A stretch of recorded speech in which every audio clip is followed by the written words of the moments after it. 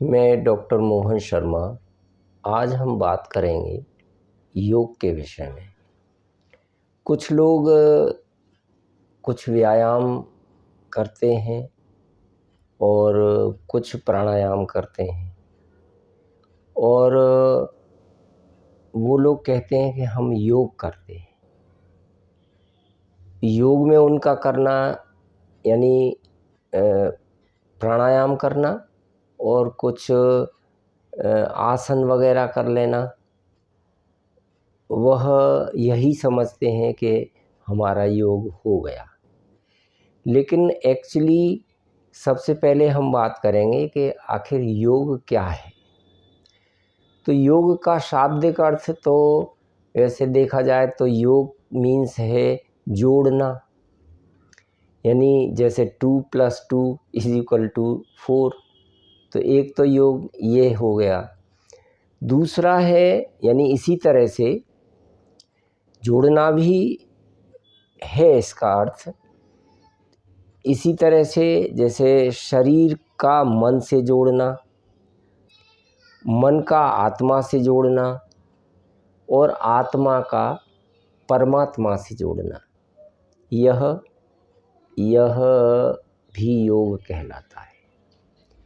महर्षि पतंजलि के अनुसार उन्होंने जो बताया है, उन्होंने कहा है कि योगश चित्तवृत्ति निरोधः, यानी योग जो है वह चित्त की वृत्तियों का निरोध।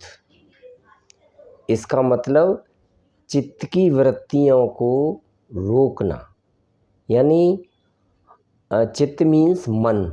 मन की वृत्तियों को रोकने का मतलब है जब मन हमारा इधर से उधर कभी कुछ सोचता है, कभी कुछ सोच रहा है, तो उस सोचने पर काबू पा लेना, यानी उस सोचने पर सोचने को रोकना, वह योग है। यानी महर्षि पतंजलि ने इसको योग कहा है। अब एक्चुअली क्या है कि योग जो है वो 8 चीज़ों का इसमें 8 चीज़ें समावेश हैं, जिसमें पहला है यम, दूसरा है नियम, तीसरा है आसन, चौथा है प्राणायाम, पांचवा है प्रत्याहार और छठा है धारणा और सातवां ध्यान और आठवां समाधि। यानी ये 8 चीज़ों, जो व्यक्ति इन 8 चीज़ों के विषय में जानता है वह यह कहने का हकदार है कि भाई मैं योग जानता हूँ। तो सबसे पहले हम बात करेंगे यम, यानी यम क्या है। यम का मतलब है एक तरह से संयम, यानी मॉरल प्रिंसिपल, या इसको हम कह सकते हैं मोरलिटी। अब इसमें 5 चीज़ें आती हैं, जिसमें पहला है सत्य, यानी हमें सत्य बोलना चाहिए, सही भाषण करना चाहिए, गलत नहीं बोलना चाहिए। दूसरा है अहिंसा। अहिंसा का मतलब है किसी जीव को कष्ट नहीं देना चाहिए, यानी जिसके द्वारा, यानी हमारे द्वारा किसी जीव को कष्ट ना देना। और जैन धर्म में कहा है कि अहिंसा परमो धर्म, अहिंसा ही परम धर्म है। यानी अहिंसा का बहुत बड़ा महत्व है कि हमारे द्वारा किसी जीव को कष्ट ना देना। तीसरा है इसी में, यानी ये यम के ही भाग हैं, अस्तेय। अस्तेय यानी चोरी वगैरह ये न करना, यानी किसी की चोरी न करना, कोई चीज़ किसी की ना चुराना, ये अस्तेय है। फिर चौथी चीज़ आती है इसमें ब्रह्मचर्य। ब्रह्मचर्य का मतलब है मन, इंद्रियों और शरीर द्वारा होने वाले जो काम विकार के सर्वथा अभाव का नाम ब्रह्मचर्य है। यानी हमारे अंदर या जिस व्यक्ति के अंदर काम वासना नहीं आनी चाहिए और उस काम वासना पर उसका कंट्रोल होना चाहिए, तो वह ब्रह्मचर्य कहलाता है। यानी वह योग करने वाला ब्रह्मचारी भी हो और अपने मन पर नियंत्रण रखने वाला हो, काम वासना पर नियंत्रण रखने वाला हो खास तौर से। और पांचवा है अपरिग्रह, यानी चीज़ें बहुत ज़्यादा संचित न करना, अपने आवश्यकता के अनुसार सामान रखना, जो भी रखना है वो अपने जो आवश्यकताएं है उसके मुताबिक सामान रखें। बहुत ज़्यादा हमें कि भाई हमारे पास ये भी सामान हो, हमारे पास वो भी सामान हो, हम सामानों को इकट्ठा करते रहे, तो वह नहीं करना चाहिए। अब ये सारी चीज़ें हो गई यम के अंतर्गत आने वाली।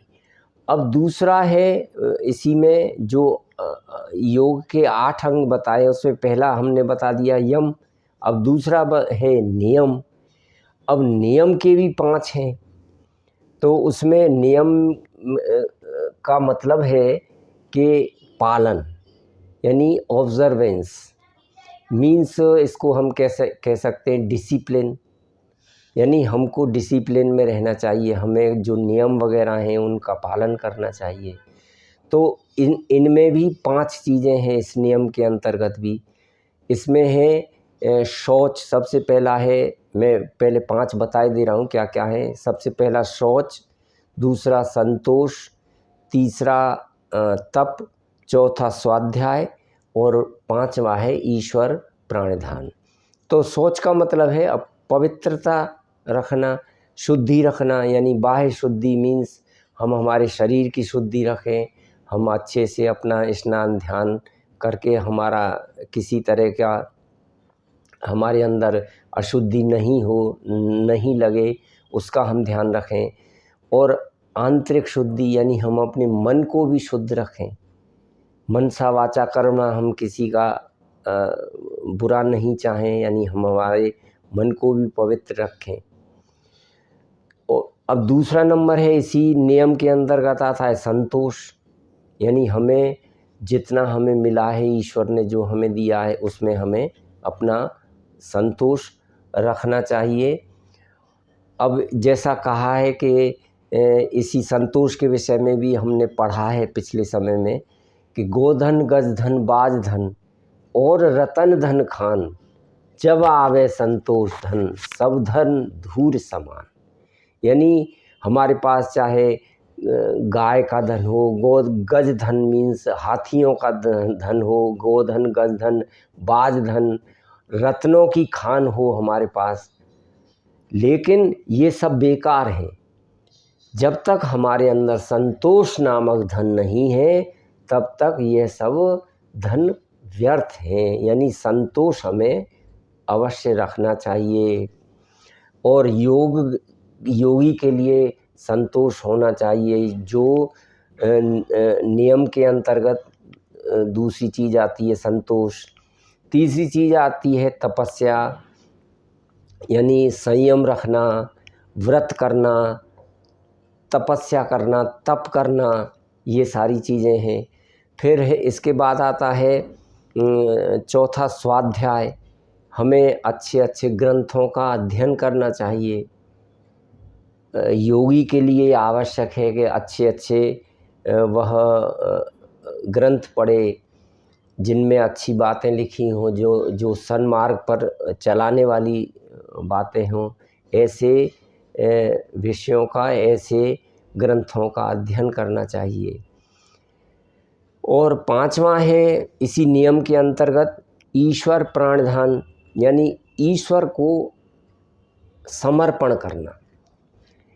ईश्वर को समर्पण करने का मतलब है कि हे प्रभु, जो कुछ भी तुमने दिया है वह या हमारे साथ जो कुछ भी हो रहा है वह तुम्हारी की कृपा है, हम तुम्हारे लिए पूर्णतया समर्पित हैं। क्यों कि पत्ता तक हिलता नहीं, खिले न कोई फूल। यानी हे ईश्वर, तुम्हारी सत्ता के बिना स्वामी मंगल मूल, कि तुम्हारी कृपा के बिना कुछ भी नहीं हो सकता है। इसलिए हमारा आपके लिए समर्पण है। हम आप पर यानी भगवान पर पूरा, उस ईश्वर, उस परमपिता परमेश्वर पर पूरा विश्वास और एकाकार हो जाना, यानी ईश्वर में और हम में, यानी हम पूर्णतया ईश्वर के समर्पित रहें, ईश्वर में अपना विश्वास रखें। तो ये हुए नियम के अंतर्गत आने वाली चीज़ें। अब इसी अष्टांग योग में तीसरी चीज़ आती है आसन। अब आसन का मतलब है पोस्चर, यानी पोस्चर का मतलब है दो बातें हैं। एक तो हम जो यानी भजन पूजा करने के लिए अगर हम जब बैठते हैं तो वो बैठना एक तो आसन वह है। दूसरा है जो विभिन्न प्रकार के हम आसन करते हैं, जैसे पद्मासन करना, वज्रासन करना, सर्वांगासन करना, भुजंगासन करना, धनुरासन करना आदि, शीर्षासन करना, ये भी आसन है। यानी ये एक व्यायाम के एक तरीके हैं आसन करना। तो आसन करना आना चाहिए, इससे हमारे शरीर की फ्लेक्सिबिलिटी अच्छी रहती है, हमारा शरीर अच्छा रहता है, शरीर हमारा स्वस्थ रहता है। अगर हमारा शरीर स्वस्थ रहेगा तो हम दूसरी चीज़ें भी कर पाएंगे, हम परमार्थ कर पाएंगे, हम दूसरे का भला कर सकते हैं यदि हमारा शरीर स्वस्थ रहेगा। तो इसमें तीसरी यह चीज़ है आसन। अब इन्हीं अष्टांग योग के अंतर्गत चौथी चीज़ें जो आने वाली चीज़ है वह है प्राणायाम। प्राणायाम का मतलब है exercise of the vital organ, यानी अपने अंदर के जो सिस्टम है, जिसमें डाइजेस्टिव सिस्टम हो गया, जिसमें रेस्पिरेटरी सिस्टम हो गया, मतलब श्वसन सांस लेने वाला सिस्टम, डाइजेस्टिव सिस्टम मतलब भोजन पचाने वाला सिस्टम, हमारा खून को शरीर में फैलाने वाला सिस्टम जिसको सर्कुलेटरी सिस्टम कहते हैं, नर्वस सिस्टम। तो इन सभी सिस्टम्स का यानी आयाम मतलब इनकी exercise of the vital organs जो है वह है प्राणायाम। इसको इस तरह से भी बताया है कि आयाम का अर्थ होता है फैलाव, यानी फैलाव, और फैलाव या इसको कह सकते हैं विस्तार। यानी जब हम गहराई से सांस लेते हैं तो हमारे फेफड़े अच्छे प्रकार से फैलते हैं। तो और दूसरा, इसी प्राणायाम करने से हमारे श्वासों पर नियंत्रण आता है। श्वास पर नियंत्रण होने से हमारा आत्म नियंत्रण होता है कि हम अपने मन पर नियंत्रण कर पाते हैं, हम अपने श्वासों पर नियंत्रण कर पाते हैं और हम अपनी आत्मा में नियंत्रण कर पाते हैं। तो प्राणायाम बहुत इम्पोर्टेंट है। इसका जो अष्टांग योग का जो चौथा भाग है वह है प्राणायाम। इसके बाद में पांचवा चीज़ है प्रत्याहार। यानी प्रत्याहार का मतलब है इंद्रियों का चित्त से हटाना, या इसको कह सकते हैं इंद्रियों को अपने वश में करना, यानी इसको विड्रॉल ऑफ सेंसेस। यानी हमारी इंद्रियां हैं, इनको हम अपने कंट्रोल में करें। तो यह है प्रत्याहार। अब इसके बाद में जो यानी ये हो गया पांचवा प्रत्याहार। अब इसके बाद है धारणा। धारणा का मतलब है यानी जिसको कह सकते हैं कंसंट्रेशन, यानी मन को एक स्थान पर केंद्रित करना। जैसे हम किसी मूर्ति पर अपने मन को केंद्रित कर दें, या हम अपने अंदर के सिस्टम में किसी पे, जैसे नाभि चक्र पर हम अपने मन को केंद्रित करके रखें, या हम अपने हृदय के स्थान पर अपने मन को केंद्रित कर दें, यानी कंसंट्रेशन जो है वह है धारणा। इसके बाद में आता है ध्यान। ध्यान यानी मेडिटेशन, निरंतर एकाग्रता को बनाए रखना, यानी जो हमने कंसंट्रेशन किया है उस कंसंट्रेशन को बराबर बना कर के रखना, यानी हमारी जो कंसंट्रेशन है उस कंसंट्रेशन हमारा बराबर बना रहे, हमारा मन इधर उधर बिल्कुल भी नहीं जाए, तो उसको हम मेडिटेशन या ध्यान कहा है। और ये 7वां पार्ट है योग का। अब इसके बाद में आता है 8वां भाग जो आता है उसको कहा है समाधि। समाधि का मतलब है इसमें एब्जॉर्प्शन ऑफ कॉन्शियसनेस, यानी observance, absorption of consciousness in the self, यानी अपने अंदर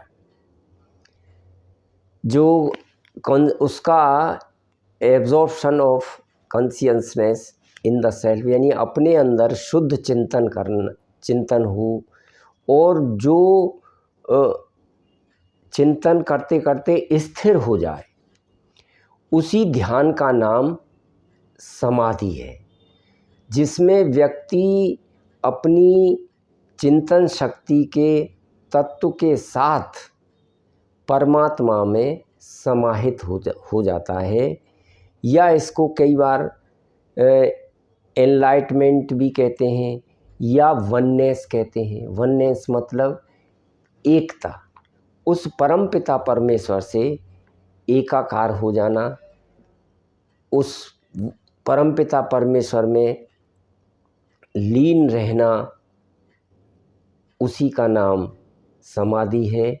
और यह योग के 8 अंग हैं।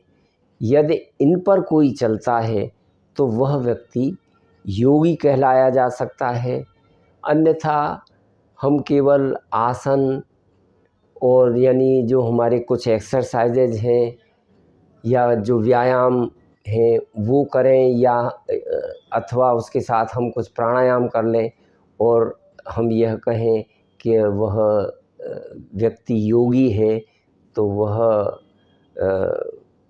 उचित नहीं लगता।